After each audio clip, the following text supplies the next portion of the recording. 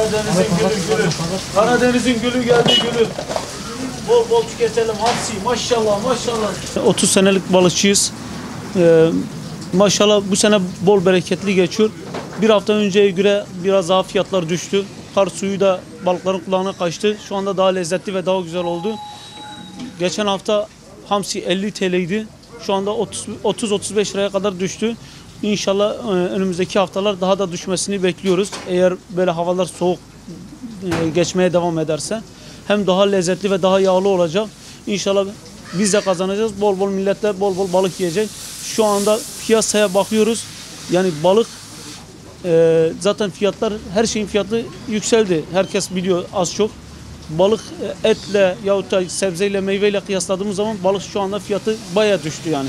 Bütün herkesin balık bol bol tüketmesini istiyoruz kış aylarında. Dünyanın en doğal ve en güzel besleyici ürün desen nedir? Balık. Doğal ve ürün şeydir yani katkısı yok, bir şey yok. Gözü kapalı çoluk çocuğuna yedirebilirsin ve seçeneklerimiz de çoktur. İstersen tava, ızgara, fırın, buğulama, pilaki, kavurması ne istersen ona göre herkesin bütçesine göre de balıklar var. Gözü kapalı da herkes tüketebilir. Çoluk çocuğuna gözü kapalı yesin. Kemiklere faydası var, göze faydası var, dişlere faydası var. Yani bütün organlara faydalı olan tek besindir yani. Balığı sofradan eksik etmeyelim. Sağlıklı bir nesil için bol bol balık tüketelim.